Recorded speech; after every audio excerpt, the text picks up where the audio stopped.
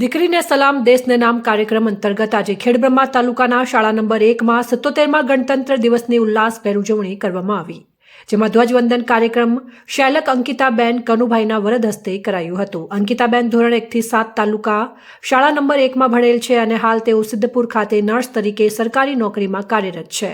તેઓને શિલ્ડ અને પ્રમાણપત્ર આપવામાં આવ્યું તેમજ નવી જન્મેલ દીકરીના માતા પિતાને પણ પ્રમાણપત્ર આપી સન્માનિત કરાયા। રાષ્ટ્રીય પર્વ નિમિત્તે શાળાના બાળકો દ્વારા વિવિધ 15 પ્રકારના સાંસ્કૃતિક કાર્યક્રમો રજૂ કરવામાં આવ્યા। જિગ્નેશભાઈ ભાવસાર શાળાના એસએમસી અધ્યક્ષ પ્રેમજીતસિંહ ખેડબ્રહ્મા, કોલેજના પ્રોફેસર ડોક્ટર શક્તિસિંહ, નગરપાલિકા કોર્પોરેટર ભાવસાર લતાબેન, એસએમસી સભ્યો તેમજ મોટી સંખ્યામાં વાલીગણ ઉપસ્થિત રહ્યા। શાળાના આચાર્ય પટેલ દિનેશભાઈ ડી દ્વારા પ્રાસંગિક પ્રવચન તેમજ આભાર વિધિ કરવામાં આવી। આ સમગ્ર કાર્યક્રમનું સંચાલન શાળાના શિક્ષક પટેલ દિનેશભાઈ એસ દ્વારા કરવામાં આવ્યું હતું। રિપોર્ટર ચંદ્રશેખર ભાવસાર, ખેડબ્રહ્મા। માનનીય અતિથિ વિશેષગણ, સંસ્થાના હોદ્દેદારશ્રીઓ, શિક્ષક મિત્રો અને વાલા વિદ્યાર્થી ભાઈ બહેનો, આજે આપણે સૌ ભારતનો 77મો પ્રજાસત્તાક દિનની ઉજવણી કરવા જઈ રહ્યા છીએ, ત્યારે સૌ પ્રથમ આપ સૌને પ્રજાસત્તાક પર્વની ખૂબ ખૂબ શુભકામનાઓ। 26મી જાન્યુઆરી 1950ના દિવસે આપણું બંધારણ અમલમાં આવ્યું અને ભારત એક સાર્વભૌમ રાષ્ટ્ર બન્યું। આજે આપણે જે આઝાદી અને હકો ભોગવી રહ્યા છીએ, ત્યારે લાખો ક્રાંતિકારીઓ અને બાબા સાહેબ આંબેડકર જેવા વિદ્વાનો દ્વારા તૈયાર કરવામાં આવેલ બંધારણને આભારી છે।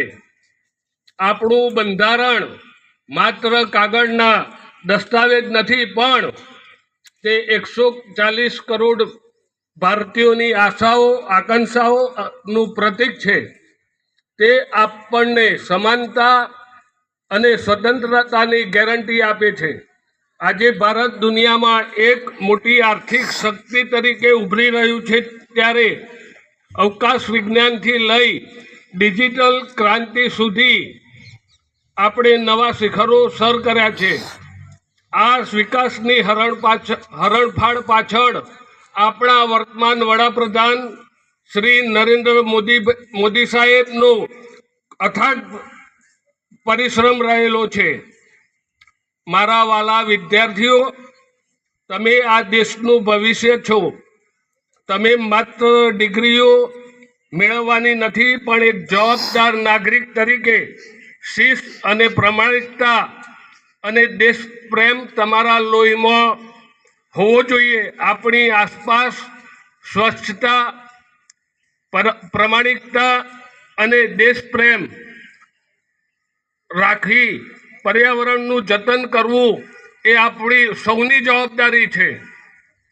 આજના પવિત્ર દિવસે ચાલો આપણે સૌ સંકલ્પ કરીએ કે દેશની એકતા, અખંડતા જાળવી રાખીશું।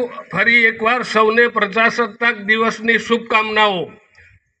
ભારત માતા કી જય।